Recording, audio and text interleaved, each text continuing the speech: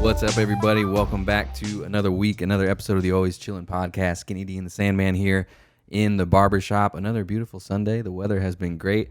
Man, I got here a few minutes earlier than you did, and it was like something out of Jurassic Park. I had my Dr. Pepper in the cup holder, and I swear, probably you're like 3 minutes away. I could hear your speakers. I swear, dude, probably 3 minutes. That's the goal. That's the goal. And then the closer you got, like my Dr. Pepper started shaking in the cup holder. Man, it was like the Tyrannosaurus Rex was coming. Man, that's funny you say that. I thought about making a couple signs, man. You know, I hear it every day. I know it's loud. I got 412s in there. JL Audio TW3s. They knock, man. And I get to a stoplight and cars are like two length cars behind me or ahead of me, or they'll just turn off. I'm like, I need a sign that says, I know you can still hear it. And my next sign is going to say, it goes a little louder, bro. Yeah. Like, damn, why y'all scared of my music, man? Yeah, man. I mean, that shit was loud. it's all good. That's the goal, though, man. I used to have a Tahoe with 615s. Really? Yeah. Shit. Yeah. I wasn't too worried about nice cars, you know what I mean? Yeah. I always had buckets because I'm putting some hit in the back of this, you know, it's going to tear the car up anyway. Tore a couple cars up with some beats, man. Did you get pulled over a lot? No. Actually, Lincoln doesn't have a noise ordinance. Oh. So, but that you would think they could even be like still like stop you just to like talk to you about it. You know? I'm legit, you know what I mean? I'm not breaking any laws. I'm not turning my music down either. I was just at the stoplight next to a cop the other day. I'm like, what? What? You pulled me over for what, man? I know for a fact. But you drive around in Denver, yeah, there's a noise ordinance there. You can't drive around slumping like that in Denver. I do every day though. I don't care. I don't care if it's 9 o'clock in the morning. Yeah. When was the last time you guys went out to Denver? Probably a couple years now. Really? Yeah. Years, dang. Yeah, man. Oh, I guess COVID. Yeah, COVID. I forgot about that. The COVID thing, man. And we usually get there twice, sometimes 3 times a year, man. But the COVID thing kind of shut everything down. It just kind of freaked us out. It's like, nah, I'm good. Yeah, I forgot about that. Then we thought about flying. Yeah, and I was like, I definitely wasn't flying while COVID was bad. Definitely, and I haven't been on a plane since before 9/11. Really? Yeah. I'm like John Madden, bro. What about John Madden? What he used to say, as soon as they build the road to Hawaii, he'll make his first Pro Bowl. John Madden doesn't fly. He doesn't fly at all. Nah, he drove a bus around everywhere. No shit. I didn't know that. Yeah, the big Madden bus. I've never heard that. Yeah, he got the video game named after him, and he never would go to the Pro Bowl when they would have it in Hawaii because there's no road. He said, as soon as they build that road to Hawaii, I'll make it to Hawaii. Dude would never fly. So I always had that in my mind. It's like, man, that airplane, man. What's your problem with flying? Man, that's what? 36,000 feet. Yeah. That is 9 miles up, dog. Yeah. It's a wrap. It's a done data. Well, yeah. I mean, how often does that happen, though? I mean, that's what they say. You're right. But it'd be my motherfucking luck. It'd be me. Statistically, like driving from your house to the shop is more dangerous than flying. You do that shit every day without thinking about it. Hey, I'm not here to argue, man. But hey, man, that's just, I don't know. It's just, man. Yeah, my dad doesn't fly either. No? No, he won't do it. I'm good. When every time they came out, I think they came out to California to see me twice, and both times they drove. And that drive is that's a long drive. It is a long drive. That's a long drive. Back when I was a young buck, I used to do it one trip by myself. You know, Whoa. I used to one shot that drive. Whoa. Solo. Did you get sick? I did that one. I got sick, bro. Really? And I was sleeping like, you know, like my hands were still on the wheel. Oh, shit. No, I never got that. Yeah, I definitely had some close calls falling asleep. Yeah, for sure. Like I think about doing it, and I'm like, damn, that was fucking stupid. You crazy for that? That was so stupid. What was you think? What you said you was young buck? I was. Yeah, I was 20 something when I did that. Yeah, I was. Me too. 20, 21. Hopped up on Red Bull. You know, feeling like I can do it, and I mean, I did it. I never. Yeah, we did it. We did it. Yeah. Wouldn't do it again. No, it sucked. It's like 22 hours from where I was at in California to here. Longest in the car for me, 14. Damn. Me and the wife drove to San Antonio. And you know how I'll never forget it. We kind of looked at each other, and I know what she was thinking because I was thinking the same thing. I was like, yo, if we turn around now, we're still closer to our house than we are San Antonio right now.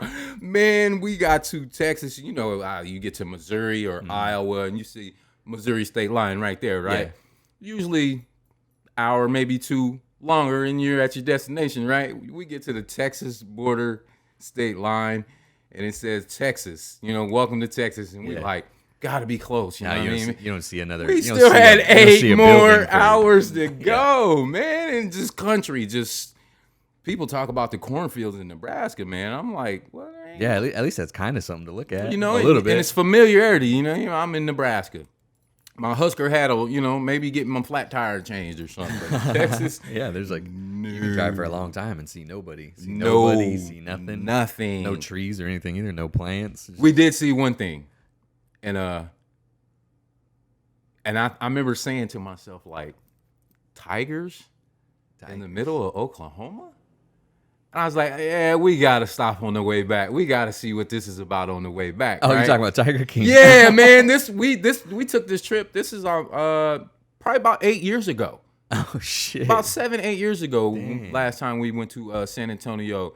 And we missed it on the way back. But years later, they make a show about this guy. And I'm like, man, we drove by there. And one thing about Texas and Oklahoma is you can get a fried pie.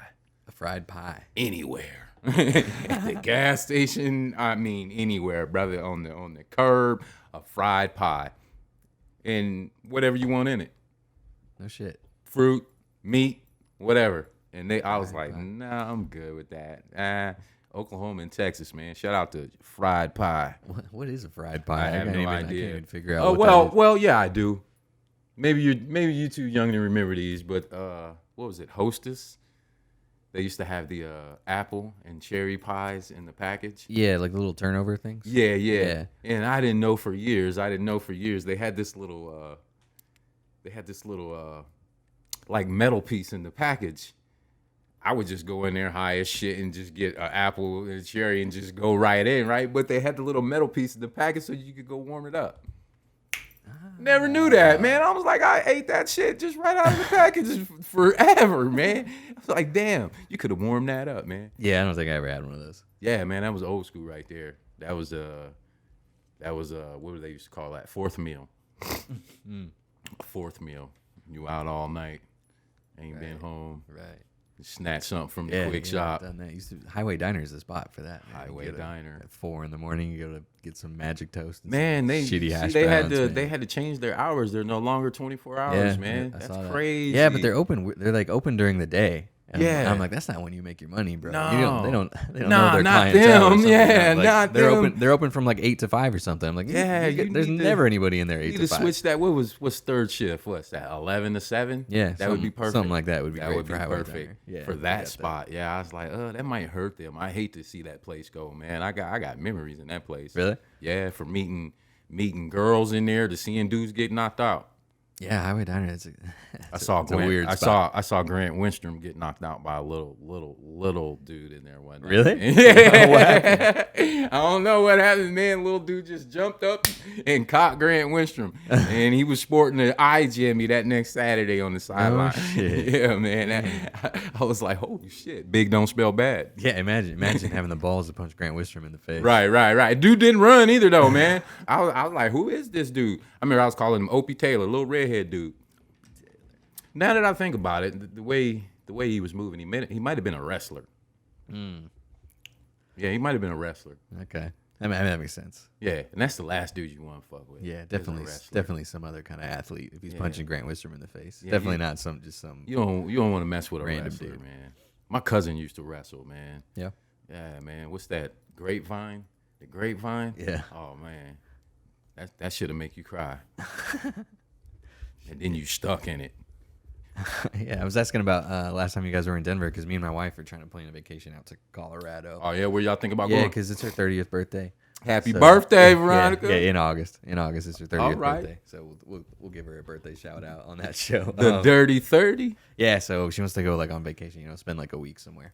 So we're looking at Colorado, and we're thinking about going to Estes Park. You guys ever go to Estes Park? Haven't been to Estes Park yet.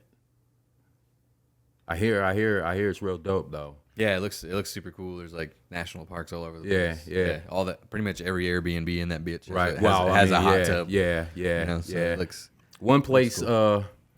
one place I liked, and I haven't taken Jenna up here yet because she's just not she's not too crazy about hitting the mountains, man. No, she's not. Nah, the Shit, first drive time freaks her out. it was nighttime. You know, Yeah. and I happened to be driving, it's 13, 14, 15. The moon kind of disappeared. Yeah. Like somebody turned off the lights, and I'm like, what? I'm like, those are the mountains. And this was at night, you know. Yeah. So we get bedded down in the It's hotel. just kind of spooky. It is, man. And I'm like, man, if you don't know what the 50 miles to Lincoln and Omaha is different 50 miles in those mountains. Oh yeah. That can take you 3-4 hours in those mountains, man, if you don't know what you're doing. But I liked Lookout Mountain. Where's that at? It's through Denver. Golden Springs, Idaho Springs. Oh yeah. Yeah, man. You've driven through there before. Yeah, you guys would love it up there, man. I think they have cabins and stuff up there. Cool. You got like a lookout over the city, and then the other half, I think you can see the springs. Yeah, it's real dope. Oh, that's there, pretty man. sick. Yeah, it's real dope. I'll have to check that out. That'd be cool. But yeah, we went to a couple years ago for Thanksgiving. We went to Paunia. It's like a little small town, but the drive, it was like the drive through the mountains took like 7 hours to go anywhere. You was So, up like, there. Yeah, Woo! so, I mean, we're like winding and winding and winding, and then, so we had to go over and then back down the other side. You know? Oh So my God. Yeah, we're like winding and winding and winding. We're driving forever, and we're like, damn, where the fuck are we going? Oh we my drove past this God. town. It was like we were on the highway, and there was this town, and it was like entering city limits or whatever. I don't remember what the population was, but it was tiny. But we never even, like, the speed limit was still like 65. We didn't even have to slow down, but it was like house, post office, house, and then you're out of the town. Whoa. Yeah, it was like, yeah, there's like 4 houses and a post office right on the highway. Like their driveways were just right on the highway. You ever see that movie, The Hills Have Eyes? Yeah, That was true. yeah, But that was in what? Arizona? yeah. Mexico? There's something weird like that. Yeah. Them mountain towns, man. I mean, what was it? The Teeners? I think they call them the Teeners. I could be wrong. But they're both 17,000. Oh, okay, that makes sense. And people, man, people were living up there, bro. I'm like, have they been down? I mean, have they ever been down here? I mean, that's a long way up there, man. And never stayed the night up there. In the mountains? Nah. I remember being real anal about getting the hell down from here before it gets dark. You know what I mean? I'm like, nah. Nobody knows what they're doing. No. You know what I mean? I've never been camping in my life. You know what I mean? True story. I've never been camping. I am from Nebraska. Never been camping. Them mountains, man. Ain't too crazy about going up there. Yeah, that drive's scary. And then on the way down, like I'm like freaking myself out. I'm like, fuck, what if my brakes stop working? At any moment my brakes stop working and I'll just go shooting off this cliff. Well, let me tell you what freaked me out were the sand pits. Those are like runaway pits. Oh yeah, the runoff things. Yeah, and then the sign is look out for runaway semis. Yeah. I'm like, what do you mean? What do you mean? Runaways? And I'm like, oh, air brakes. That air is real thin up here, man. And I used to have a CDL, and I'm like, oh my God. Then some cars you can see their whole brake is just lit up, man. And I'm like, Yeah. they've been riding their brakes the whole time. There was some tunnel that I went through. I can't remember the name of the tunnel, but it was 7% grade drop. Yeah. Bro, I felt like I was.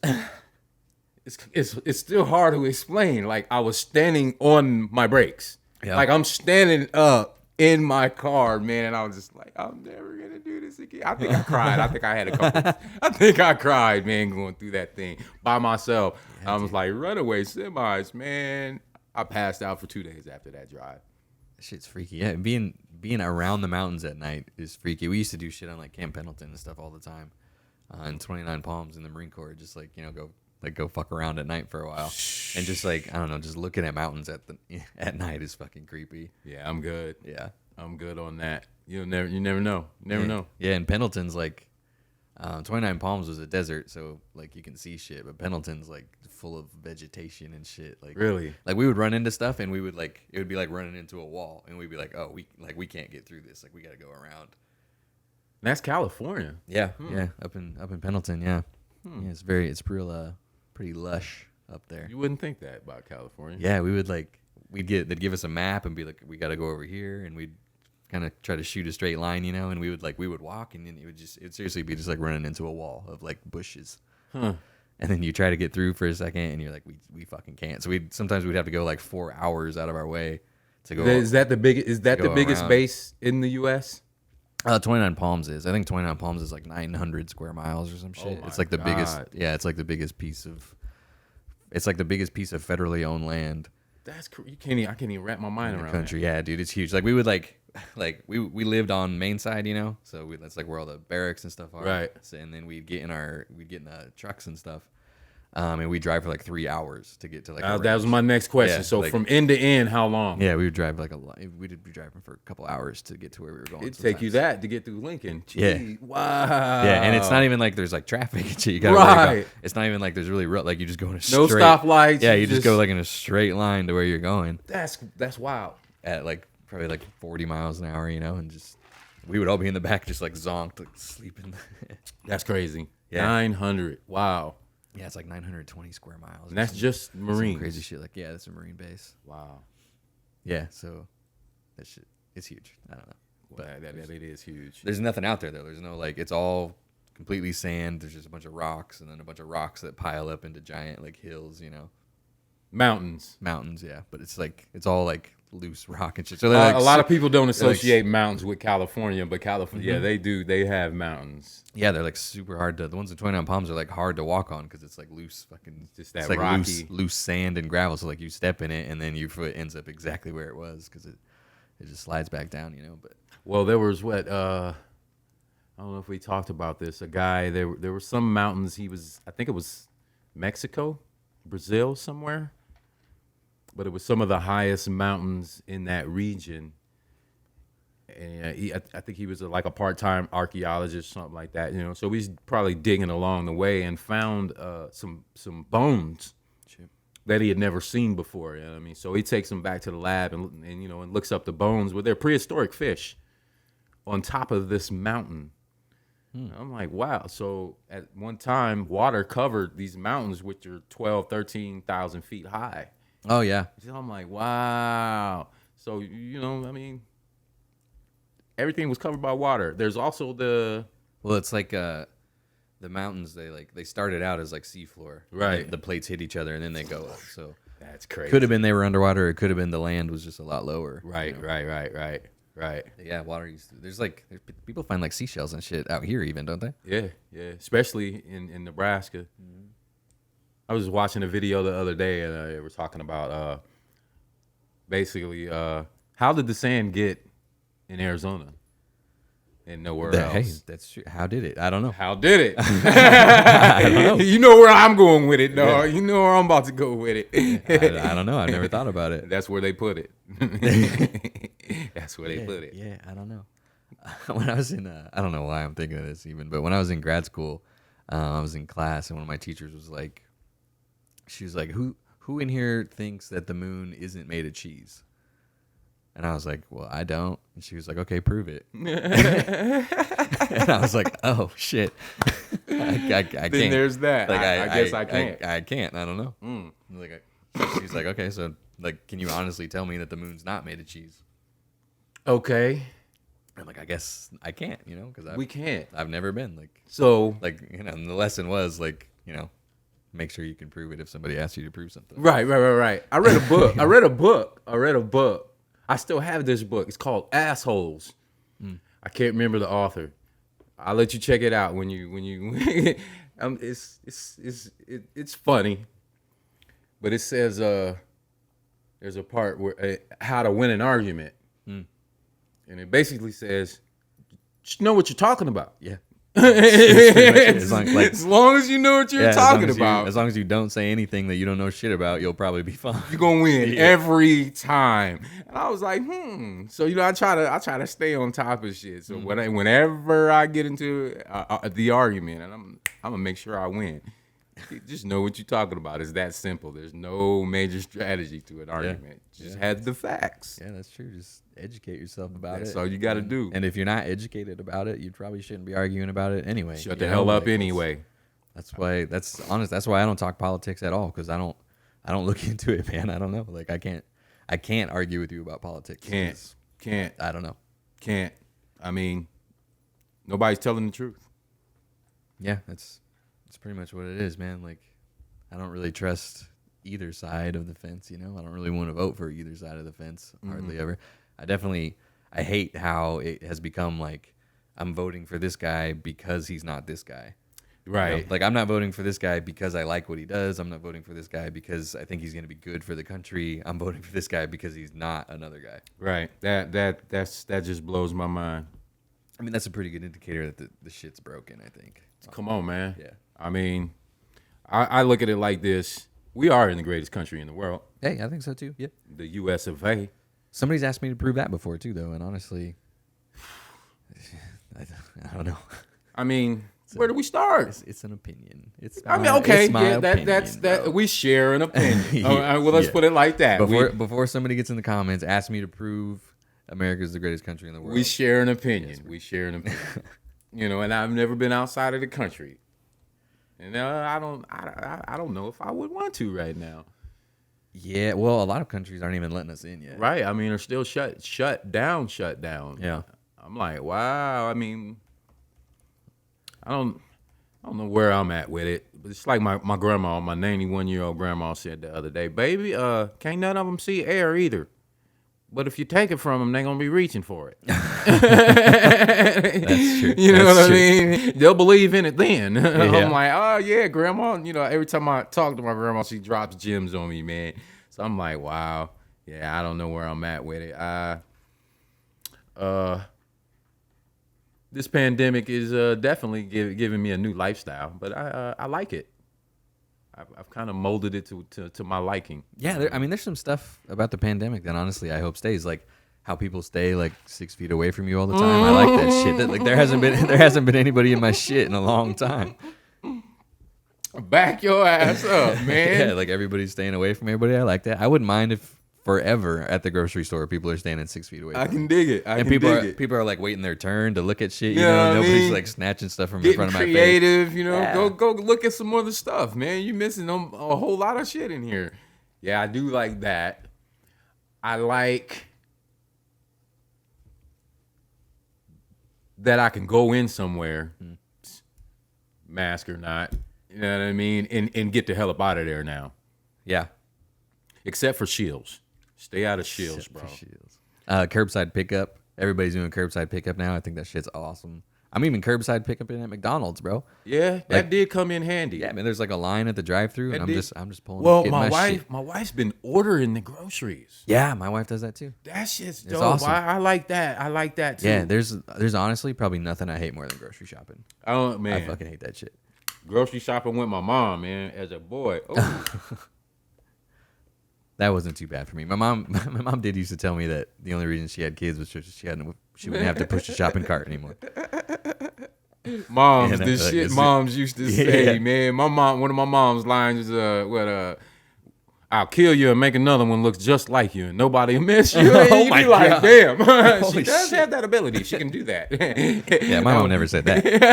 It was all in fun, but right, she halfway meant it. Yeah. She's like, I'll kill you, make another one look just like you. She'd be like, damn. Yeah, going to the grocery store, especially Walmart, dude. Oh, I cannot stand Walmart. Man, let me tell you my story about Walmart. It's been so long since I've been in the Walmart, and this is kind of the segue off of last show. I was maybe a week out of prison, maybe a couple days, bro, and I went into Walmart, and I don't know what came over me, but I felt like everybody was just, Yeah. I literally sprinted out of there, bro. Damn. I ran out. I had to get out of there, man. My mind, you know, I was just a couple days ago, you know what I mean? I was in a chow line with 1,200 dudes, you know what I mean? I was freaked out, man. I think I was in there to get a phone case. Shit. Because I had just got now mind you, when I went in, the last phone I had was a Razor. Oh, those are sick, man. They're back now, right? I miss those. Yeah. But they're not the same, dude. They don't have like the metal buttons. Right. That was the last phone with buttons. Mm-hmm. And, you know, I got out, and now we have these screens, and I'm touching this, and you know what I mean. And was that weird? It was weird. It was kind of gradual for me. It was really there was weird. There was like some in between steps between buttons, and you know, just straight up touch screens. Yeah. But that whole transition, and then probably the first month that I had it, I'm still putting my inmate number in and shit, bro. No shit. Yeah, I mean, because in prison, you know, to use the phone, you just don't dial 402, and you gotta, you know, if I can remember this correct, you gotta dial one. So, you know, my prison number 1511966, and whatever 1, 2, or 3 on your list, 03 pound. So in all, it's probably about 10. Oh, so you weren't even dialing the actual number. You had you had like a speed dial. You got a speed dial on there. You got to put the code in it. And so every time I'm using my phone, I'm doing that. Oh shit. Yeah, man. And I'm like, damn, I got to delete, man. And I didn't figure out how to use that phone probably for the first month, man. Really? Yeah. Shit. Probably for that whole first month, man. I hated crazy. to talk on the phone, because even in there, you know, you don't, you know, you can't say too much on the phone in there. You know, everything's being recorded. So I'm, you know, I think somebody had told me that the police had substations in all the cell phone companies. Okay. Yeah, so I don't know. I was like, okay. I don't know about that. Yeah, so I was freaking out on that. You know what I mean? It was just like, man, I gotta hurry up and get off the phone, man. Hurry up and get off the phone. You know, I'm rushing everybody off the phone, man. Shit, I'm like that anyway. I'm still like that. I just don't like talking on the phone that much. Like, I'm still like that. Pretty much if somebody calls me, like they better have like a reason to be, like, you know, like, say it. Like they better want something. Like it's like, hey, what's up? What do you need? I know if you're calling me, it's because you need something. You know. Say it. Yeah, I don't ever call like just to talk or anything. Me neither. Yeah, my wife will like call her sister sometimes. They'll be on the phone for like 2 hours. Nah, and I'm like I'm good with that. Yeah, like, my mom. I can talk on the phone to my mom. I should talk on the phone to my mom more. Yeah, me and my mom, we can talk for, just the other night, I think we talked for about 1 hour and 39 minutes. Yeah. Yeah, I just don't do that. I've just never been one to do that, except when I was gone, you know, obviously. Because that was the only way I could talk to anybody. But now, see, that's funny. When I was gone, I didn't really want to talk to my mom. Cause you know, and she was always in, you know what I mean? Yeah, like, boy, when you get out this time, I'm like, dang. I didn't heard it. But the visits were amazing.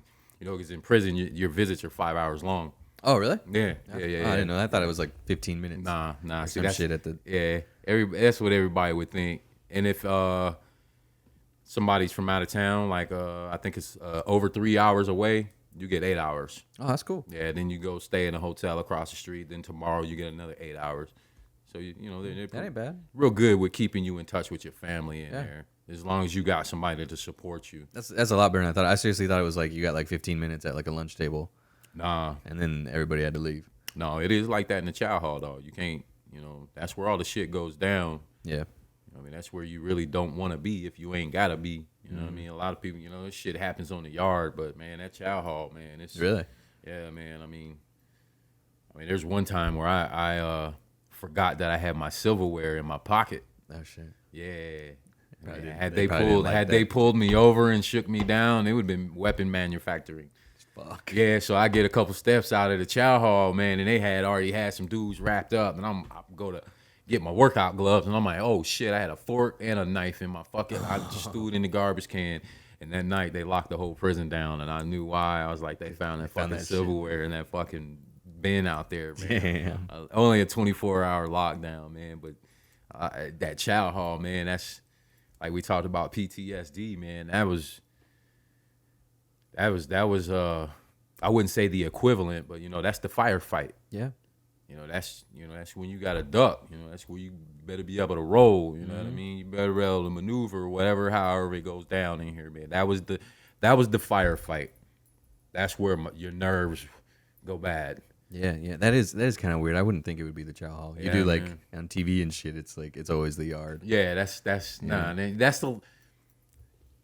If I was gonna hit a guy, that'd be the last place I would. Everybody's seeing it. Yeah, they got dudes in towers Towers, looking at you. You know what I Yeah, mean? They got that towers. They probably got drones now. You know what I mean? That'd be the last place I'd hit a guy. I'd wait for the shower or the chow hall. You know what I mean? Waiting down the catwalk. I mean, last place I do it is on the yard. I hate prison movies. How you feel about war movies? Some of them aren't that bad. Some of them are pretty bad. You know what I hate? You know what I hate really bad is when people throw grenades and then it's like this huge fireball and shit. It don't look like that. Not like it don't that look like at that at all. all. There's no fire involved at all. They just blow up and then like they send like metal everywhere. There's no like, it's not like a fireball. It's not like an explosion. Yeah, always. Probably the most realistic would be for me would be the show Oz. Really? Yeah, I've never seen that. Yeah, that was real. That was real similar. Like I said, not so racial here, but it was real similar. There's probably more white guys in prison here than there is any other race, just because there's more white people in the state. That makes sense. I mean? So it's gonna be that way. But the Mexicans ran the yard though. Really? Yeah, they ran the yard. They ran the yard deep. Oh, shit. But I was cool with the essays though. Them was my boys, man. One thing I loved about that culture, man, was they was like that, man. They was like that. The whites would fight each other, even the blacks would fight each other in there, you know what I mean? But the browns, They didn't? No. I mean, it had to be something. You fucked up. You know what I mean? Majorly within our circle. Yeah, you did. It'd be something we wouldn't even know. You know Yeah. what I mean? But you would see them outside of the circle. But no, man, they very rarely that I ever saw. They could be even from rival gangs on the street. But once they came in, they had a care package for that dude. He had sneakers. He had handball mitts. You know what I mean? I mean, they ran the handball court. You know what I mean? Just like We were listening. Yeah, we were listening to that stand-up thing. And he was talking about Mexicans playing handball. Yeah, man, that was true. That's true. too? That is true. You better not walk across that handball court. You better not. You better not. They run that over there until about 7:00 at night. Then it's empty. Then you can go over there and smoke your joint. Better not though. Damn, so that's like a universal thing. It's a universal thing. I think that dude was in prison in like California or something. Whoa, yeah, Cali prison system, man. But Nebraska has the worst prison system in the country right now. In what way? Overcapacity. Oh, okay. I mean, I think. Well, yeah, they want to build another one. Right? Yeah, man, that's crazy.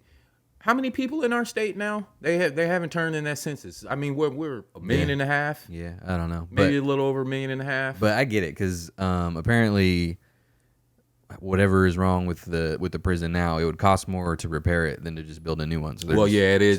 So they're just building a new one. It's not like an additional prison. It's like going to replace the other one. But they said that about Eventually. Hastings. Oh, they did. Yeah, I don't think. When did they build that one? Hastings is pretty old. It's been there forever.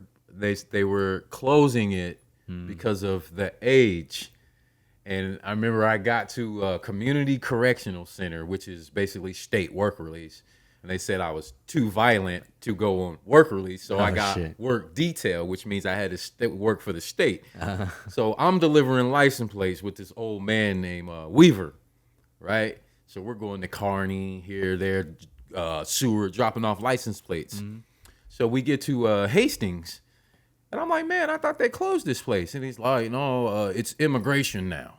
So I'm like, so they can be holding, he was still alive. So I was like, Bin Laden can be in there then. He said, yeah. I'm like, it's that kind of place? He said, yeah, these are all, and he's like probably 75, 80% of them are Middle Eastern. I didn't know that. Yeah, so they didn't tear that one down. So they say I guess, they're not going to tear that one down. They'll use it for something. Yeah, they'll use it for something. And like I said, let's say maybe 1.5 million in the state. And I'll try to count these facilities. We have Tecumseh, NSP, LCC, OCC, which is in Omaha. We have York for women.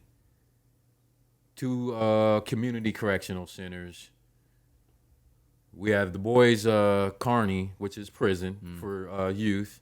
Then there's a youth prison in Omaha. That's 9 facilities for 1.5 million ish people. Yeah, we're competing with California, which is their state is huge. Let's see what we got. Let's look at these.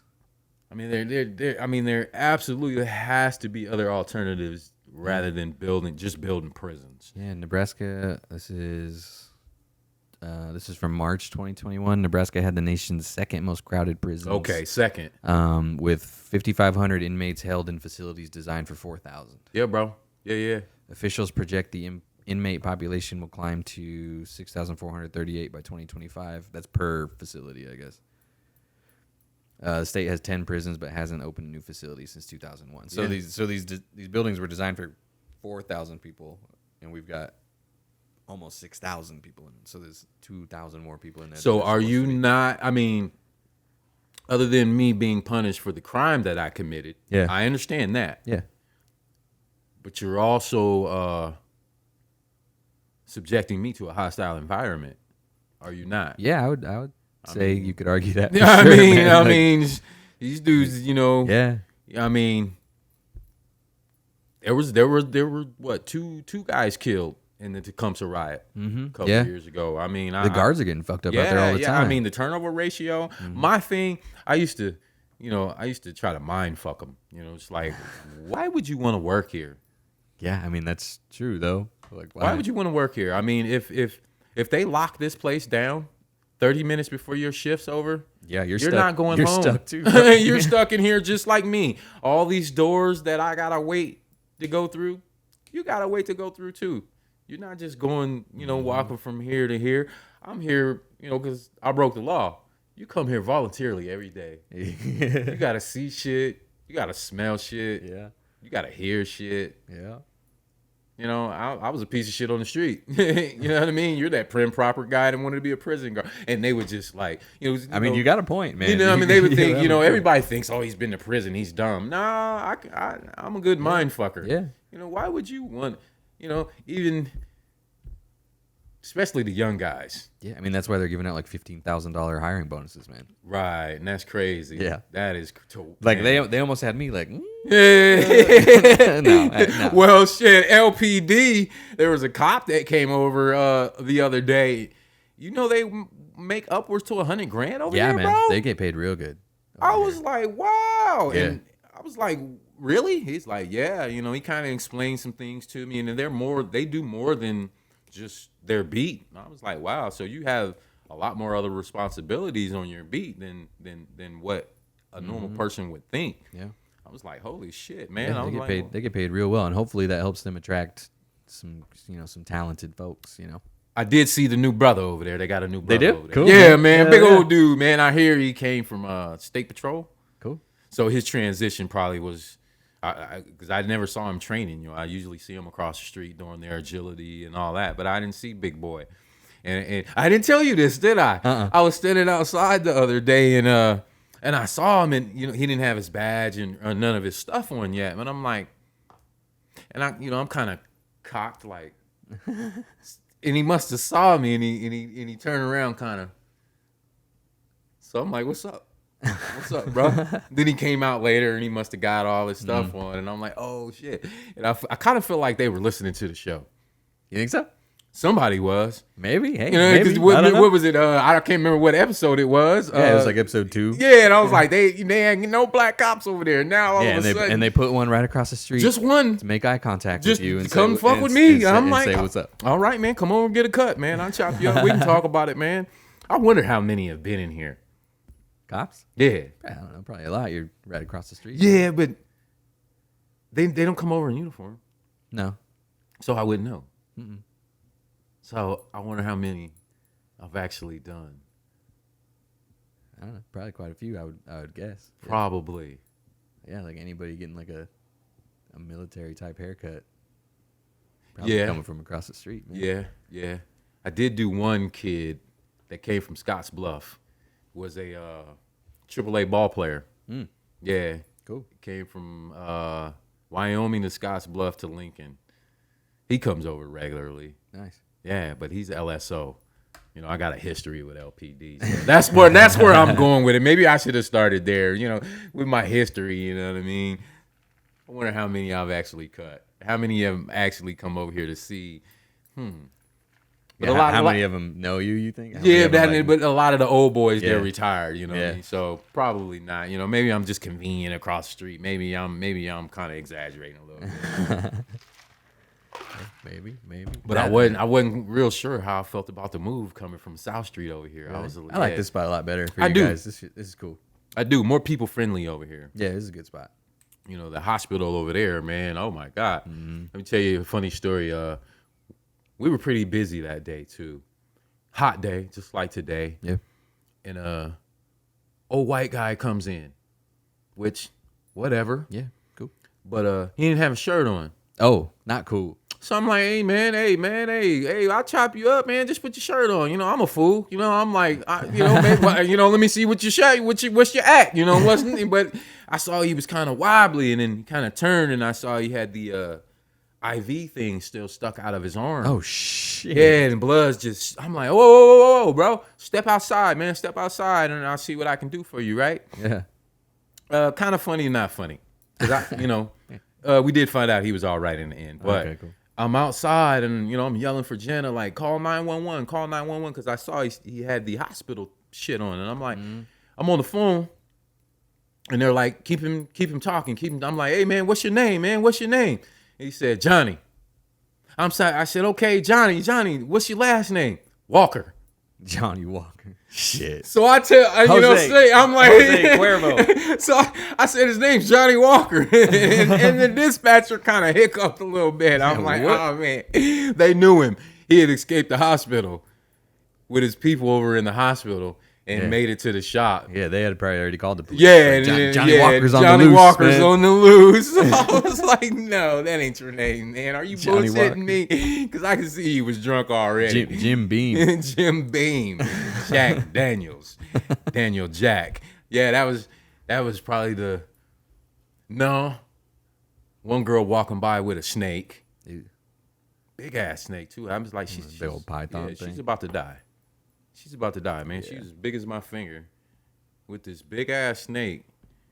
Yeah, man. I mean, when I say more people friendly over here, we're close to downtown. Mm-hmm. We got the city county building, state capitol over there, man. It was just, Yeah. and Yeah. I don't want to bring no shade on the smoke shops, but when they put that smoke shop over there, Bunch of weirdos. man, I'm like, we try to be friendly and go in there, but I'm like, this is all meth shit in here. dude. Ain't no rolling papers or nothing in here, man. No roach clips. It's just all glassware. Right. I'm like, oh, okay. Yeah, it's that kind of smoke. Yeah, I'm gonna get up out of here. Then they put a pawn shop across the street, which I was like, cool. I'm a fan of pawn shops. Love pawn shop. Find some good shit in there. Well, there's also a book binding place in there. If you got any old books you want to bring back to life, that's what that place is across the street from there. But anyway, they put a false wall in the building that they put the pawn shop in, right? And I watched them do this, so I knew it. I'm like, oh, they're stretching it out. You know what I mean? Okay, because this building's been empty for 6 years since we've been on this corner, right? Yeah. Well, maybe next day, couple days later, we're coming up to the shop, because we moved in the neighborhood where our shop was, right, to make the commute easy. There's yellow tape, like somebody just got splatted. You know what I mean? And I'm like, shit. I'm like, I'm gonna have to miss work today. So I'm like, maybe I can get through the parking lot. If I come down South Street. No, man, they had it taped off over there. I'm like, there's bodies over here. I'm thinking there's bodies laying around or Shit's something. fucked up. Yeah, so I'm like, dang, I got appointments. I gotta get to. So I asked the cop, hey man, can I, park here? I gotta get to work. That's my barbershop over there. He's like, oh yeah, it's cool. Ain't no threat. I'm like, why y'all got all this shit taped off like this in, man? Yeah, well, what's up? Well, long story short, some Ocean's 11 shit, man. And they still, I maybe I quit paying attention, but some dudes got up on the roof, cut a hole, No shit. Through the fucking roof, dog. Wow. Got down in there. Didn't account for that false wall that they put in there. Fuck it. Cut a hole in that joint. Got in the pawn shop. 28 pistols on the street. No fucking way. Yeah, man. I was like, word? Oh my god. Word? Through the ceiling? That's what they did? Let me see. Like Yeah. Tom Cruise, like, right. I was like, that's a hit. They ain't no little punk ass kids, Yeah, man. no, That was a hit, man. that's some serious shit. Yeah, 28 pistols, man, and nothing was ever. I still don't know if that crime was ever solved. Yeah, I was like, wow. So if you ride by the pawn shop now, they got those New York City doors and the chains in there now. But I don't think they hold guns in there anymore. Yeah, probably not. Shit. No, not after that. You probably lost that privilege. Does a pawn shop, do they need any permits to sell guns? I'm sure. Yeah, especially today. Yeah, Hope. and especially pistols. Pistols Yeah, are like yeah. pretty highly regulated, I think. You would hope. I had to go get. I was thinking about buying a pistol. I didn't even ever do it, but you got to go get a certificate to even be allowed to buy one. You got to go to the courthouse and give them your fingerprints and shit. Really? Then they give you this little thing that says you're allowed to buy a pistol, and then to go to a gun shop and buy one, you have to have one of those things from the city. So it's just a matter of just paying for that slip. They don't. Hey, where you at? You know what I mean? No, they run like your fingerprints and shit. There's no like psych evaluation, I guess, but they do. They run your prints. They like background. They run a fingerprint background check on you. Okay. I get To that. be allowed to buy one, and then I'm sure the gun stores and stuff probably have to do their own background checks and shit too. And that's where the problem is with that. But private sales, you don't have to do anything.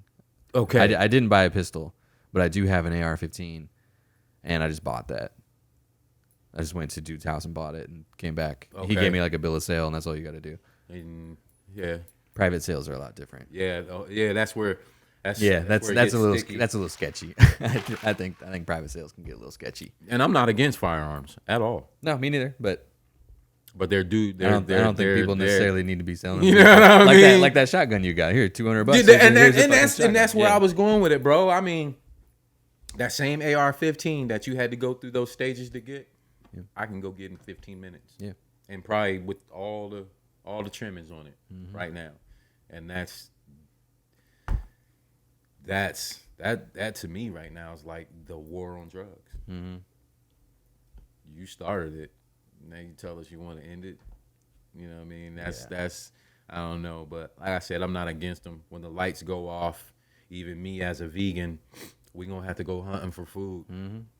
We gonna have to protect that home front. You know what I mean? But we don't need little punk asses who feels like somebody's going too slow in traffic. yeah. You know what I mean? So he pulls his fucking Somebody gun shot a out. 6-year-old in traffic. Yeah, man. You see that shit?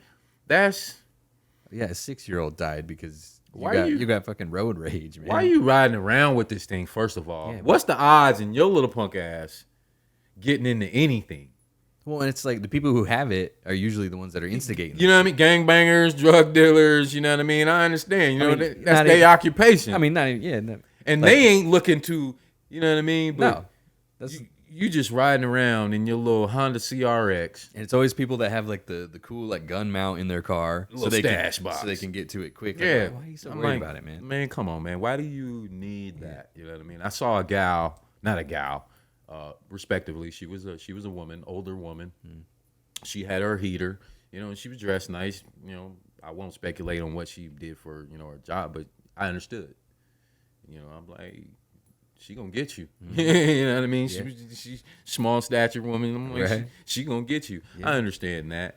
Yeah, I don't know. It seems like most of the time the people who like want to make sure they have a gun on them are the ones who are like always like they're the ones who get drunk and start fights. You know? Exactly. Like, Exactly. what the fuck? Like you want a gun? Why do you want a gun? You're Well, the one that like in did you case see you want the to one- protect yourself. the- You're the one punching people. You in the know what I face mean? At the bar, bro. The one that what happened Saturday, man, and I hope I'm really praying for this kid. I hope this kid makes it, man. 30-year-old was just shot in the head Saturday at a party. Yeah. It's like, For what?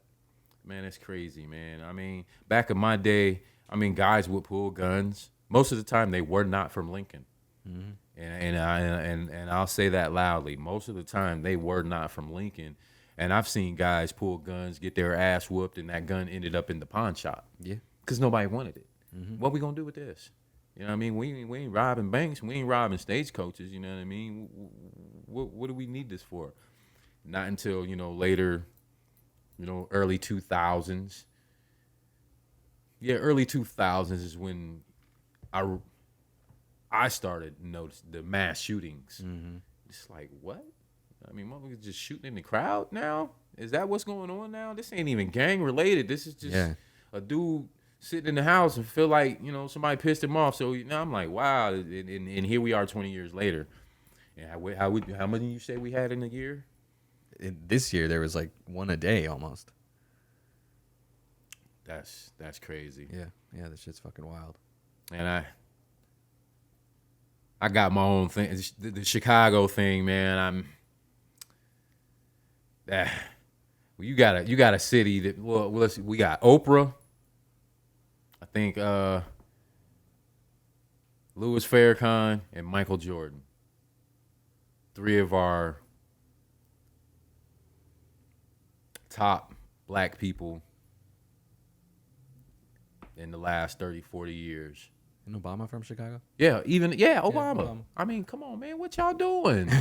What y'all doing, man? Yeah. I feel like even Obama and Mike can walk down the street and be like, hey, man, chill that shit out. Mm-hmm. Maybe not that simple, but you know what I mean? There's some 13-year-old kids that don't even know who Mike is, but got his shoes on and might blast him. You know what I mean? So, but you get where I'm going with it, man. Oprah and Mike's money alone, y'all can eradicate homelessness and hunger like that. Yeah. But I feel like they're told not to. You know what's fucked up is they paid less income taxes than I do, probably. That's what's fucked up. Yeah. That's right. Rich ass man. What did Michael Jordan give? What they say? He gave $2 million to the BLM Foundation.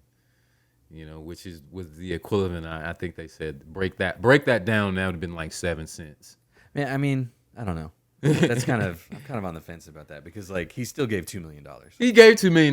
You know what I mean? $2 million for like when people are like Jeff Bezos donates. I don't like Jeff Bezos, but Jeff Bezos donates $1 billion somewhere, and people are like, you could have donated $10 billion. Like, dude, it's still $1 billion. Okay. And how much have you donated? You know what I mean? That and what to this or whatever this movement is, man. That $1 billion, man. You don't know how that's. Yeah, I'm just saying. I don't like when people do the math of like that's like you giving $1. Like, my dad used to say, "You counting my money? Why you counting my money?" I just don't like that shit. Like Michael Jordan only gave $2 million. It's $2 million. He should have gave all his fucking money. It's like $2 million, man. Come on, it's $2 million. Whenever it boils down to nothing. Yeah. All right. We're almost at an hour already, so we're gonna have to go long on this one because people were legitimately looking forward to us talking about coming back and being different.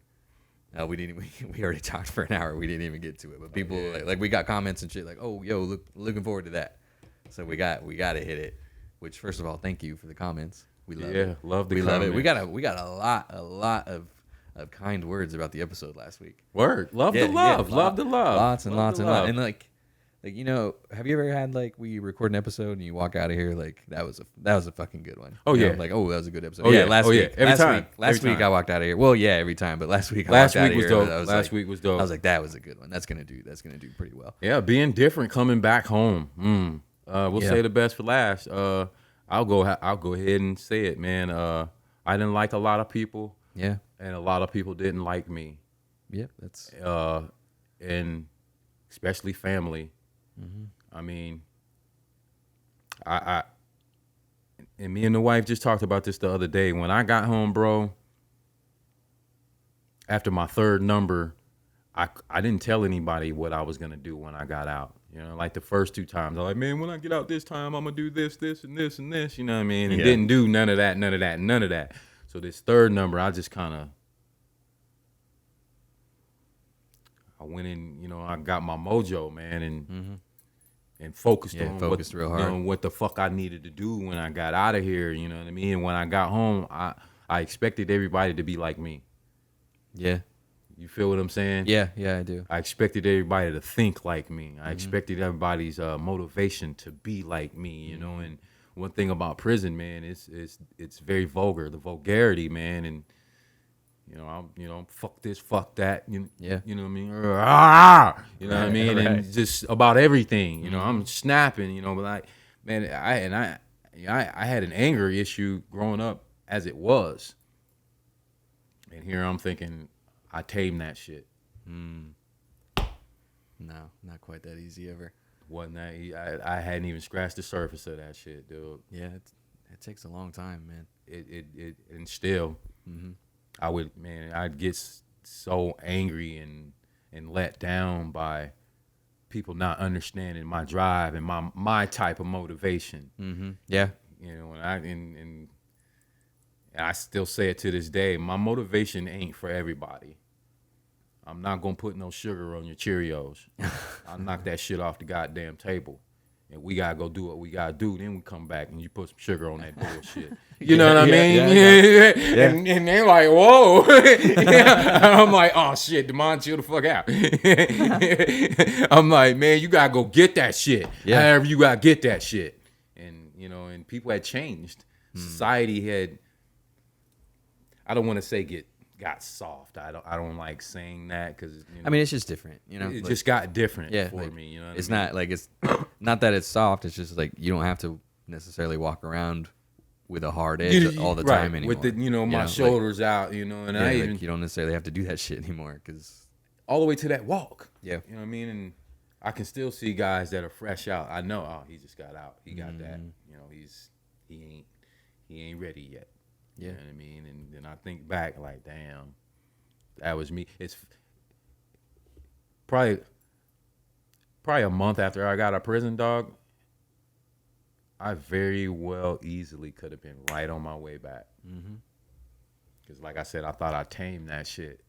But shit wasn't coming as fast. Yeah. So I'm like, yeah, shit don't quite go how you expect. I can still go, get a couple pesos and and get that in the street. You know what I mean? But losing my dad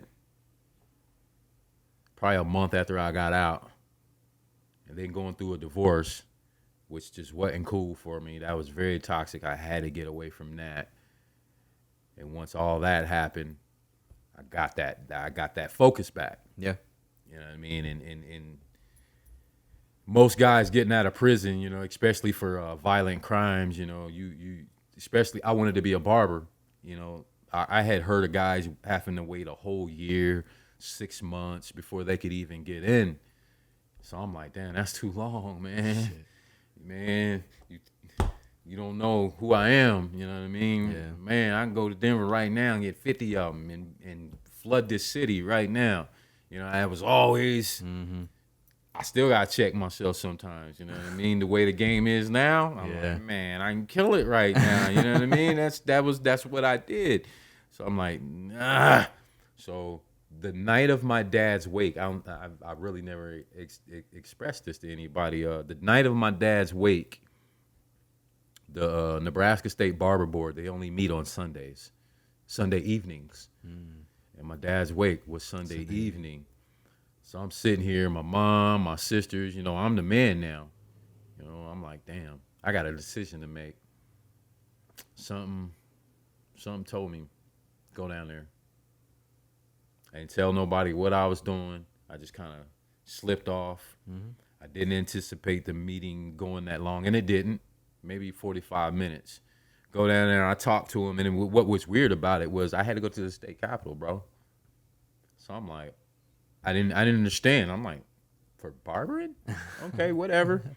I understand now, you know. Yeah, they take that shit pretty serious. Yeah, they take it pretty serious. Yeah, and I'm like, okay. So I go in there, man, and I'm like, I almost walked out, bro. Because I'm like, wait a minute. I just got through going through this shit. I ain't got to go through this shit no more. They had the table set up, everything like the parole board. And it kind of, I'm like, oh, my wiring just, I'm like, man, I ain't doing, man. I was like, just go through this, dude. Just something. And I had never listened to myself like that. Hey, never. A lot of people don't, man. Never listened to myself like that. So I go in, man, and shoot the shit with him and shout out Ron Pella, man. And he asked me, are you all right? I must have didn't, of course, my dad, my mom, sisters, just, so I told him, I left my sisters and my mom, my dad, bam, the man cried with me. Damn.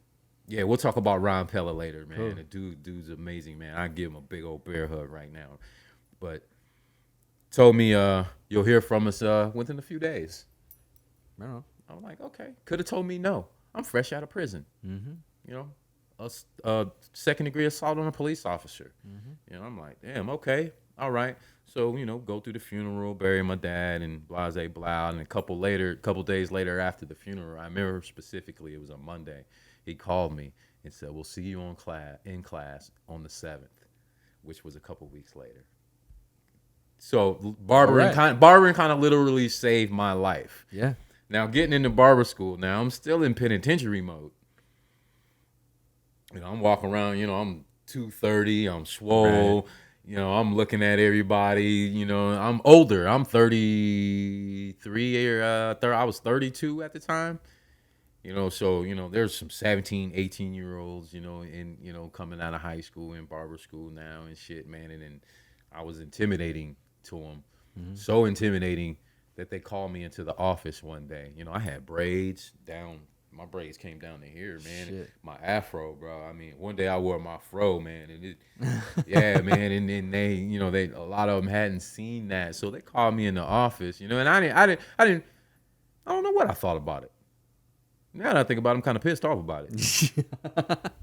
But basically, am I a gang member? This, that, and we got small town girls coming from wherever, the cosmetologists. I'm like, man, I got kids they age. Fuck, I look like, you know what I mean? So I'm like, oh, that's where I noticed. That's really where I noticed where, Damon, you gotta do something different. You gotta do something different, man. I mean, if I could cut hair in barber school and not talk to you, I was gonna be the silent barber. But I had to learn that. Mm-hmm. I had to, that's another class in barber school. It wasn't just cutting hair. That's a big part of the job. Part of the job, you know what I mean? And I'm well versed. Yeah. It's just I'm also well reserved. Mm-hmm. You know what I mean? Just like we talked about. I'm not giving you any information about me, motherfucker, and I don't want to hear nothing about you. You know what I mean? You feel me? I just want to cut your hair. I just want to cut your hair so you can get the fuck out of here, man. That was gonna be me, man. Yes, getting to barber school, man. That's when I noticed, like, D, man, you ain't gotta be like this no more. Mm-hmm. You ain't living like that no more. Yeah. You're not in the shit no more. You ain't. Cut my hair. Went back to my glasses. I used to wear contacts. You know what I mean. Went back to my glass. Changed my whole wardrobe. Mm-hmm. I wouldn't say skinny jeans. But with me being slim, naturally, a lot of people was making fun of me. I like a slim, straight-laid jean. You know what I mean? Yeah, man. You know what I mean? And it made me feel different. Mm-hmm. I walked different. My whole shed on life changed. Yeah. Through barber school, man. That's what helped me. My transition, relearning. Now I wouldn't even say relearning, man. It was probably a first time where I was actually. I would always get confused by introvert and extrovert. Mm-hmm. I didn't know which one I was, and I didn't know the meaning, you know what I mean? And I'm like, which one am I? I can be both. Yeah, I think most people kind of are both. Maybe a little more one than the other one, but I think everybody can do either. Yeah, my transition, man, home, it hurt at first. Yeah. It hurt a lot of relationships, severed some relationships that I now know wasn't going to be good anyway. Mm-hmm. So it's kind of like, we did the laundry on that. But yeah, man, is still some things I need to work on, but. Yeah, I think that's true for everybody. I think if you're not working on something, then you're not doing it right. But yeah, it's kind of the same for me, man. Like, you get into the Marine Corps, and then they teach you, like, you need to act this way, and then you learn certain ways to act, Right. And then one day they're just like, okay, see ya. They retrain your brain, and you start acting totally different, and you like. So there's your mindset on things is totally there's nothing different. Where they. No, I mean No, not really. So you go you have your team, your squad, or whatever. You go train all the time, and then one day you're just not doing that anymore. So your last day, boots on the ground.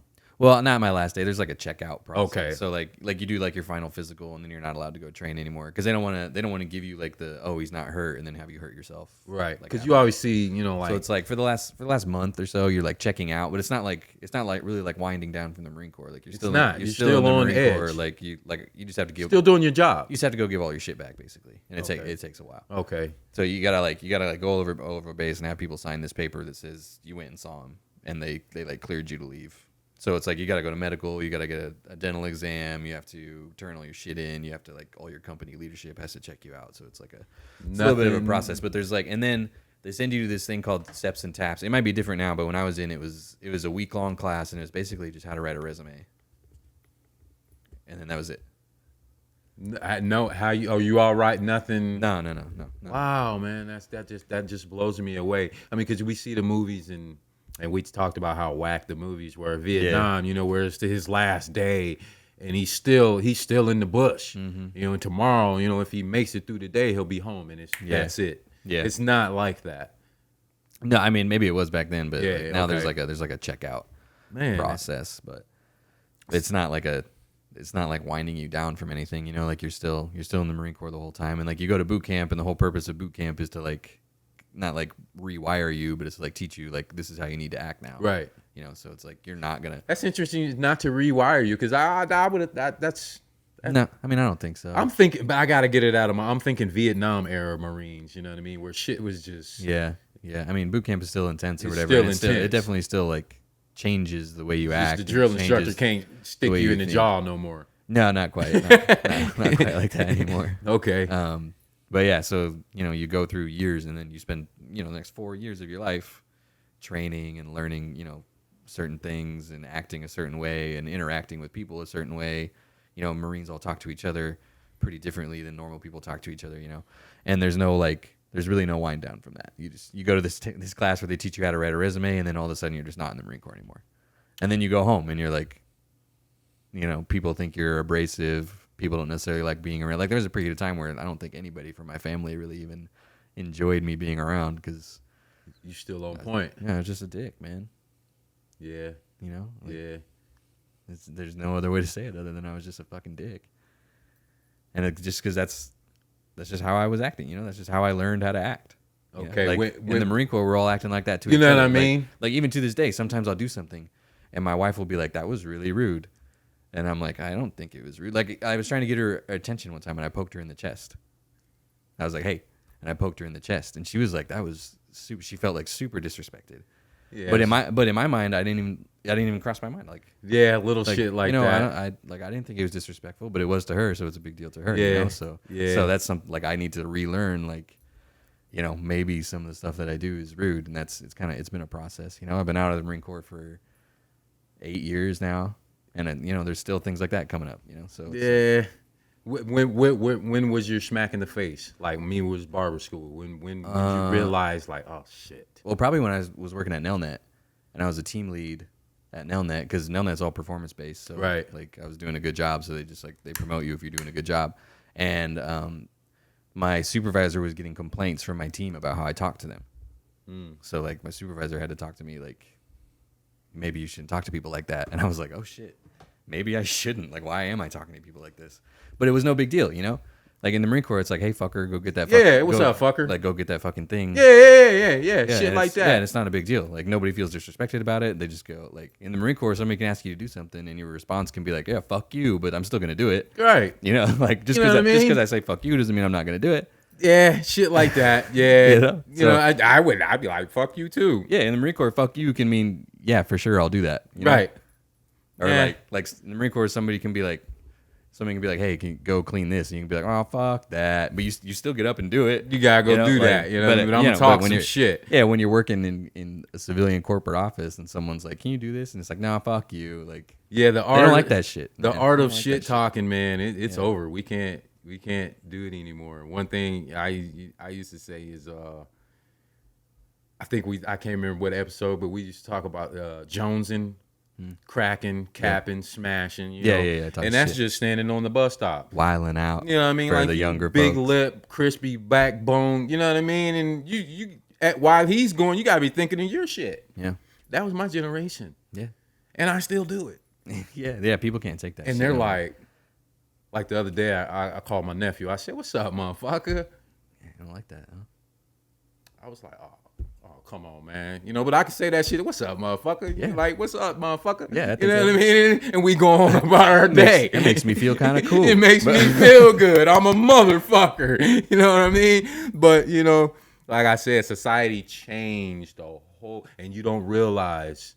But you don't realize it until you're the one that doesn't fit in anymore. Like Exactly. yeah, exactly. Like I'm sure society has changed a lot from the time I got out to now, but I've been a part of it the whole You've time. been a part of it. When I was in the Marine Corps, I was separated from it. So Right. I came back as like a complete outsider. Like nobody understood why I was the way I was.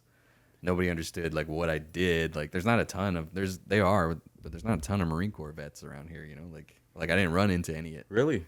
Like the only job I ran into any other ones at was the security job, but that makes sense. Yeah, that would make sense. So like yeah, they're not really super prevalent around here. Well, like I said earlier, I see all the freshly released inmates just there's a walk, bro. And it's that yard walk.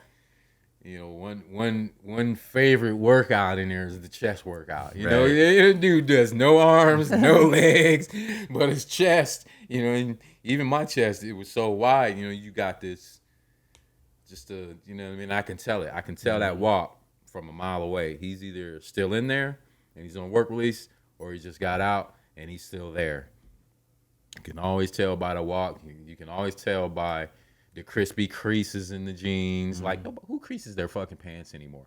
I haven't seen creases since my dad. You know what I mean? So it's, Correct. You know what I mean?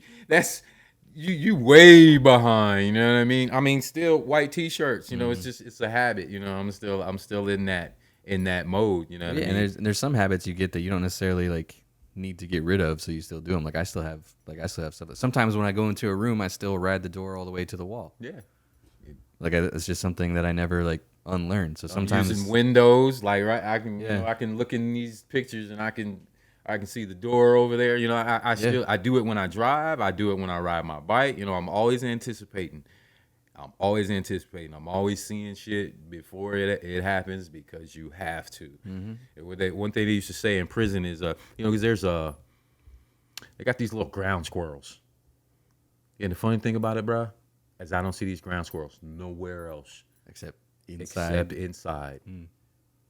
And there's these funny looking little birds, man. They were really little round little birds, and they say because people feed them, and they know it. They'll come into prison, you know what I mean? And when you don't hear the birds chirping, shit's on the yard.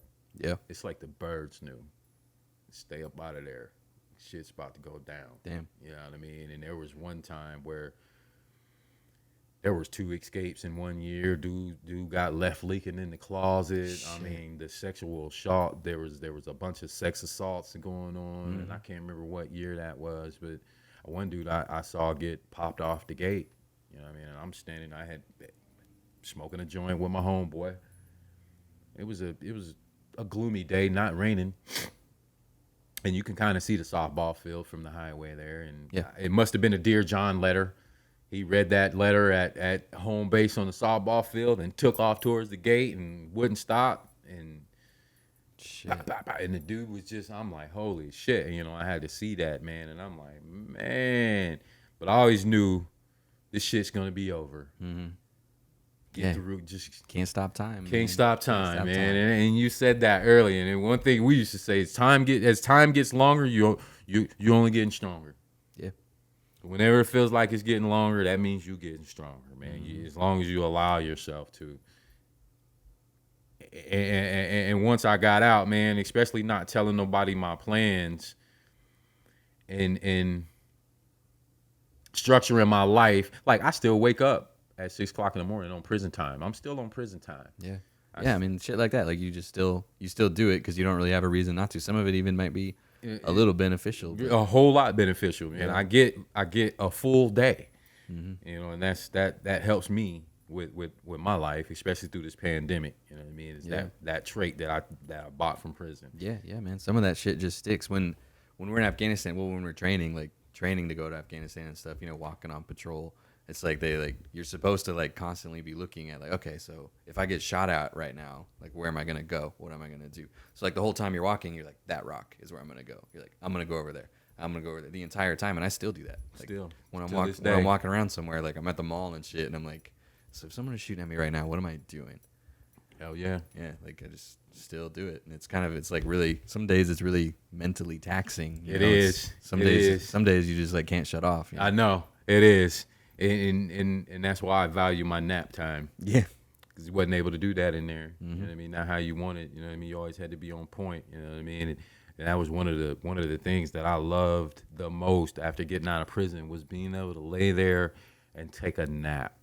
Not have to have one eye open, not have to have my boots on, not to have my gloves ready. You know what I mean? You don't want to hit a guy in there skin to skin. He might have hep, AIDS. Yeah. You know what I mean? And all that load. You gotta remember what dude, who this is. You know what I mean? It's just constant. Your brain's constant, constantly. I mean, I know what time my neighbor goes and gets his mail every day. I know what time my neighbor on the corner gets home from work every day. I know he's gonna back his car in on Fridays because you know what I mean. That type of shit. You know, you gotta know who the hell you around. Mm-hmm. You know what I mean? Whether they on your team or not. You know, my judge of character probably gets me in trouble. Cause you know, give me time, give me enough time to watch you. I got you figured out. Yeah, and that's just from doing time. And I don't like it. I don't like doing that. I catch myself doing that shit, and I'm like, this dude ain't thinking about me. You know yeah, see, that's dude ain't even thinking about me. Yeah, nobody's thinking about you as much as and you I'm are plotting either, on his move. You know, I'm Yeah. like, chill out. I just did it the other day. I'm like, man, chill out. This dude ain't even thinking about me, man. And I'm like, I mean, that's just like a self-defense mechanism, you know, that you just learn. Like sometimes when I'm driving, I'm still like, is that like a pile of trash? Like, is that gonna blow up and like fuck me up? You know, that's like, dope. Still, when I'm driving, I'm like, oh, I see that. That's dope that you say that, mean, dog. You call it a defensive mechanism. Yeah. I hate the word paranoid. Don't try to make me sound fucking crazy, motherfucker, because I've been through this. Well, yeah, I mean, there's a reason that I'm like I call it a necessary precaution. yeah, like there's a reason that I feel this There's way. a reason. Yeah, we've driven past something and this shit blew up. Like, Especially. I don't think it's gonna like. I'm not worried about it for no reason, man. Especially, you know, paranoia would be a good word if it was like, I was worried a cow was gonna fall out of the sky. You know what I mean? And fucking land on me. I get it, but like, yeah, like I've been in positions where I got to worry about that shit. Like I've been walking and found a tripwire, dude, straight out the movies, like fishing line, like you can barely see it. Like this shit it was actually really smart. It was like, I don't know if my mom's gonna like this, but it's kind of a scary one. But it's like, it was like on a road, you know? Right. And we don't ever walk on the road because this shit's fucking dumb. Right. So we're walking next to the road and I'm like, there's like a stick sticking out of the ground and there's a line tied to it. And I'm like, oh, it's a tripwire, like some fucking John Rambo shit. wow. But what they did was they took a tube. There's like it was like next to a hill. The road was Right. like next to a hill. So they took this tube and stuck it in the side of the hill and filled it up with like shit that blows up and like, you know, metal and stuff. So Right. it would shoot out the tube. And they put it at like head level. So the idea was somebody was going to walk and trip this wire and the thing was just going to, you know, it was Wow. going to blow up right in their face. Wow. Yeah, it's like real sophisticated shit, man. Yeah, that you got to be on point. Yeah, Extra, and like extra, that, and extra. that's like real stuff that I had to spend a decent amount of time legitimately worried about, you know. So I still I never like, shake that. yeah. So Yeah, I like never if shake that. if something seems weird, I still like key into it. Like, oh, is that something I need It's to a worry about? necessary And I mean, precaution. and it never is. It's something I need to worry about anymore. But it's like, you know, like sometimes I see like a spider web and I see like the glint on the line, and I'm like, oh, it like. Yeah, It doesn't give me like a flashback, but it reminds me like Yeah. of the day that we almost hit a tripwire and somebody's head almost got blown off. Yeah, I can understand that. Mine is walking through groups of people.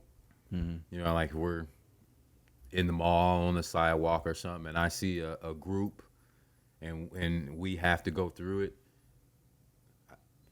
There's you know, I got, you know what I mean, I got that reef. I'm Right. like, man, you make the wrong move, I'm tapping you. Yeah. You know what I mean? And it's like, damn, they ain't thinking about they're not- you, nobody's- man. nobody's thinking about they ain't jacking waiting you in on the their face, table. man. You Yeah. know what I mean? I'm like, dog, chill, man. They, you know, they staring at me. Yeah, I mean it's hard. It's hard to shift your focus from that when you've spent time in a place where you do need to worry about. Yeah, that. because if I'm staring at you, that means I'm put a knife in your ass later. Right. You know what I mean? So I'm looking at it like somebody might just be zoned off thinking about their bagel, man, and they happen to be looking happen at you. to be looking at me, and I'm like, yeah. chill out, man. Just chunk the deuces, and it is what it is. But I mean, you've spent time in a place where that's legitimately shit you have to worry about. Like I don't like being surrounded by something tall. Like I still have trouble downtown sometimes where I'm constantly like looking at the windows and scanning and because it's super discomforting when I feel like I'm surrounded. Like we used to, like when we were in Afghanistan, we'd call that like a 3D threat. You have to worry about this way and up now. Like if there's no buildings around, you can pretty much just worry about the ground. But when there's buildings, then you have to worry about the ground to your left and right, the ground in front of and behind you, and you have to worry about a vertical threat, So, that's a load, man. Yeah, and it's like I still do it. Like I have to walk. I park a ways that way, and then I have to walk to work, and still like I look up at the roof of the Pershing Auditorium every time I walk by it. For no reason. I mean, nothing has ever happened to me at the Pershing Auditorium. Ain't nobody up there. There's never anybody up there, but I still look. Parking garages, they have all those levels where anybody could be anywhere. Yeah. And Yeah. That's just shit that you never really stop thinking about. Never. Because, I mean, how do you make yourself stop, really, And why? Yeah, and why that, too? Because I always feel like, one day this is going to save my life. It could. It definitely could. So I keep that tool sharpened. Mm-hmm. Like I said, there's ways that I turned it in that I could benefit myself. Yeah, I mean, as long as it's not turning into something that's like disrupting your life, man. Right. I'm too scared to leave my house because I'm worried about shit like this. Right. Yeah. Yeah. I mean, as long as it's not something like that, I don't think you necessarily need to get. Yeah, I'm good. Like now, man, I can. My ability to see bullshit and turn around is so much greater now. Like I can totally avoid it. I don't even have to go that way. Yeah. I don't ever have to come this way again ever if I don't want to. Right. You know what I mean? So that's where I'm at. Well, I don't have to talk to you again ever if I don't want to. Mm-hmm. You know what I mean? So that's that's how I switched it. Especially people that try to trigger that shit, that know you've been in the Marine Corps, that know I've been in prison, and they try to trigger that shit. I haven't really run into that ever. No, fortunately, no. I have, and not to brag on my reputation or anything, but man, I was something to deal with back then. You know what I mean? And you got youngsters coming out. You got you got these 30-something years. People talk about you. People probably still telling my story. I'm sure. You know what I mean? You got legend. You know what I mean? The myth. You know what I mean? And man, when I say I was a motherfucker, man, I was a motherfucker around. Me and my cousin, man, our crew, man. I mean, there was one dude we was in jail with him, and he nicknamed us the ATF. He called us alcohol, tobacco, and firearms. You know what I mean? That's the reputation that we had, because we was either selling the tobacco, we was either selling the alcohol, but we had the firearms. You know what I mean? And that's who we were. And and people talk about that shit, and I don't like it. And I get around people, they drinking, they sipping, it's in it, and now I know I don't even have to go in there. No. You know what I mean? It's just people that try to trigger that shit in me, man. And I see it, I know it, but you ain't even got to deal with them type of people. That's the big thing to learn too. Is like I don't ever have to come around again. Like ever. I have no obligation to be in a situation that I don't want to be in anymore. And that's the dope shit about it. Yeah. We're at almost an hour 30, but I got a question. What's up? That I'm curious about. I'll kind of explain it a little bit without going too far in. So my wife has a sister who's like in and out of prison constantly. Mm-hmm. She kind of does what I think most people do, is she'll, like, when she gets close to getting out, she'll start writing letters, and she'll start being like, oh, it's gonna be different this time. Yeah. All that shit. Yeah. And so far it never is. Like she just got out on parole this time, and she, not to put her business out there too much, but she already did something real bad. It's all public record. She already did something real bad that's gonna put her back. Okay. So her family's kind of at a point where it's like, we're not going to believe this shit anymore Mm-hmm. when you start talking it. So I guess my question is, like when you got out, like each time, how did your family treat you? How did they react? Like, was there a point where they're like, we're tired of this shit now. We don't want to do this again. Were they supportive every time? Did they like cut you off? Yeah, and yeah. My second number, man. Well, my first number, it killed my mom. Mm-hmm. Seeing my mom, me being the only boy, and expectant child. I was supposed to go play ball and all that, man. It totally killed my mom. But she supported me. Yeah. Like I said, every day I got a letter from my mom. My dad, on my second number, didn't come visit me. Not one time. Not one time. Damn. And when I would call home, and sometimes he would answer, like you get that first couple seconds, like hello, and Papa answer the phone. You know what I mean? And by the time they push the number to accept the call, my mom's on the phone. Damn. Yeah, so I'm like, dang, what Pop? Nah, baby, I'm like, damn. My third number, my sister, because at that time I was kind of leaning on my sister because everybody was tired of my shit, being on the run, running from the police, give them that lip service. I call it lip service. That's one thing we call it in there when you write those letters. I'm going to be good this time. It's called lip service. So that third number, my sister, I was living with her. She was, feeding me and shit. I'm not homeless. I'm doing shit. She told me, I ain't coming to see you. I'm not writing you. And she didn't. And that hurt. That was my sister. Yeah. You expect it from mom and dad. And she was like the last one. The last one. You know what I mean? And I'm like, damn, sis. Yeah.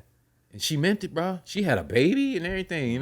Sent a picture of my niece at the time. But a certain point where it's like if you're not different, we're not going to let you be around. And it honestly, it sucks because this time, like, her sister even had me fooled, like the first couple of times I'm like, yeah, I've heard this before, but this time, like she had a job. I was letting her come around my house. Like I want, you're doing the right things and I want to reward it, so my wife's like having her over to hang out all the time. They're spending time together. They're going out to eat together, doing all that stuff. She's being as supportive as she possibly can. And it's not the family's fault. Yeah, no, not at all.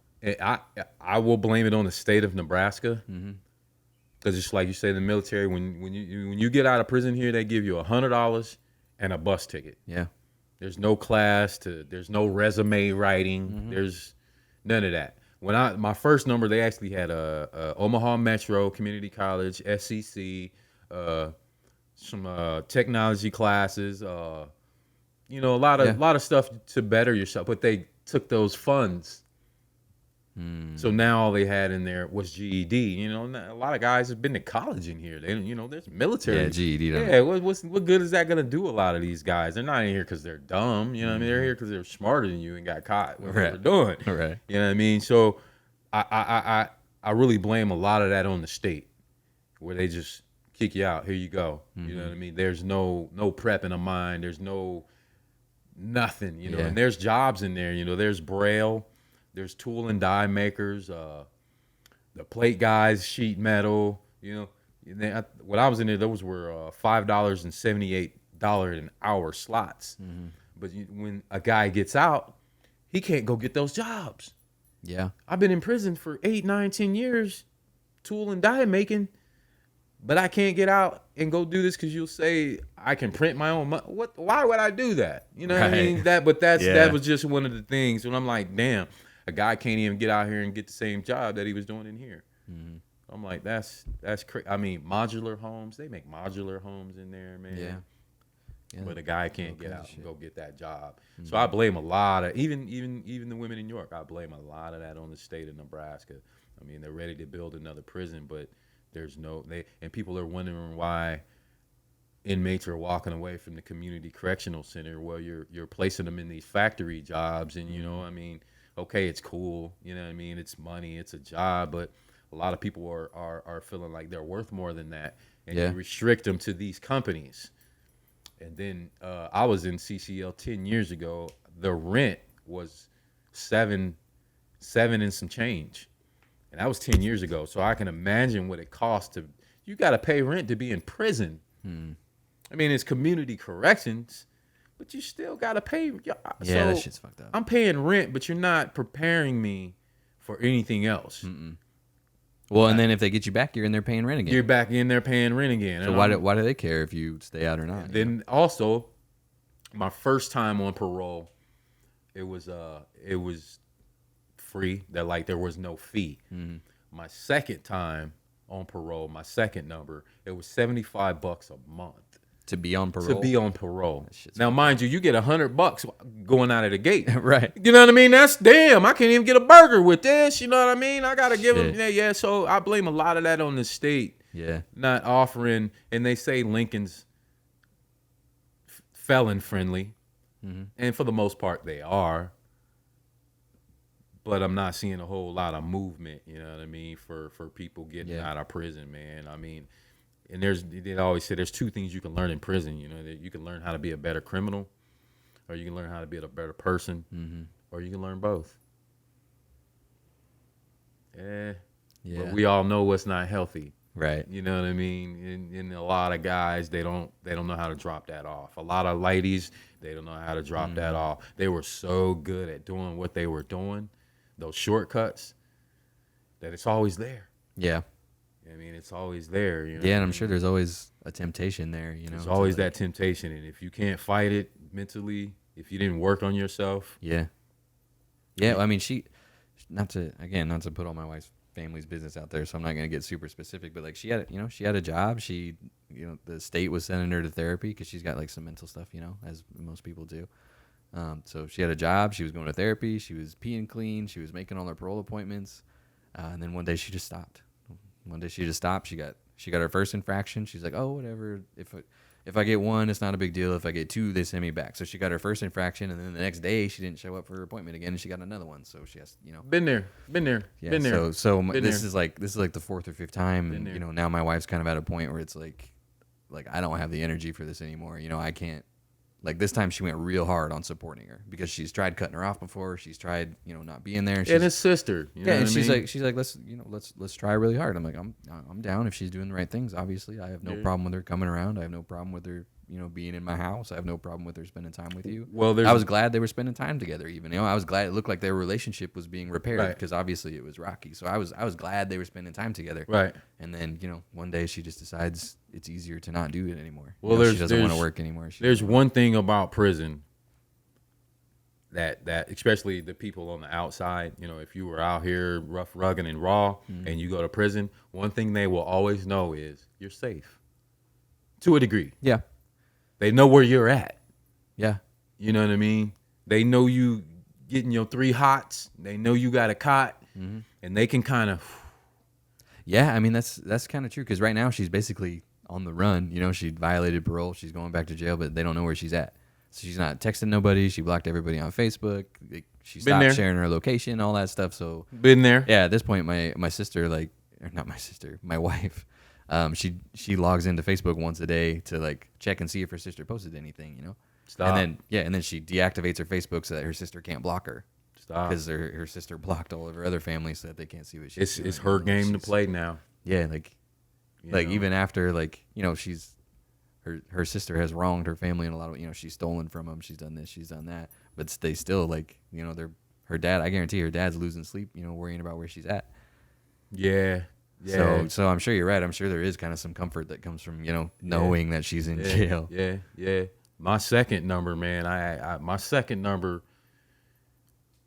damn near asked the judge for that time. Man, I was so out of it, man. I needed a rest. Yeah. I kind of went into prison the second time and got my rest. Man, I was out there, man. We'll get into that on another show. Right. But that was that 05. Oh yeah, 04, 05, man. I was driving around from hotel to hotel. And maybe you know what bag I'm talking about. I got this bag from the military surplus store. This bag was huge. It looked like a body bag, bro. I had my whole wardrobe. I had probably 20 pair of shoes. I had a sawed off. Was it like you had to fold it over on the top? Yeah. I know what that is. I had a sawed off pistol grip Mossberg pump in it. I had a 45 in it. everything in Yeah, this bag. I fit everything man. I owned into 2 of those. Everything in this bag. Yeah, when I got man. out of boot camp, they're like, here's your bags, and I have everything I own in these 2 bags. And like when I got out of the Marine Corps, pretty much everything I had still fit in these 2 bags. I drove a little Mercury Cougar, and I fit everything I owned. That's what I drove. I had a '91 Cougar, yeah, bro. mine was like a 2001 or something. But yeah, yeah. that was my on the run bag. Yeah, I had 2 of those bags. I had like a 40-inch TV or something when I got out of the Marine Corps. My wife at the time, my girlfriend was in the car with me. Yeah, everything I owned, my girlfriend, we all drove back to Nebraska in a little Mercury Cougar. Yeah. So that's an hour and a half. I think we'll call it here. That was fun. That was a good episode. I like talking about all that stuff. We definitely kind of opened some more cans of worms that we're gonna need to talk about later. But like all our stuff on Facebook. Joe, you went and liked every single thing we have ever posted. So thanks for that. I appreciate. He texted me while he was listening to the episode, like, why you gotta call me out for not liking this shit? So yeah, be like Joe. Go like all our stuff. Follow us anywhere you can follow us. Subscribe to us on YouTube. Like our stuff. Comment on our stuff. Email us. alwayschillinpodcast@gmail.com. Tell your friends some more. I see you guys out there telling your friends. We're getting more audience members every day. So tell your friends again. Tell your other friends. Tell your parents. Tell your grandma. Your grandma will probably like the show too. All right. We'll see you guys next week. Later. L-Town.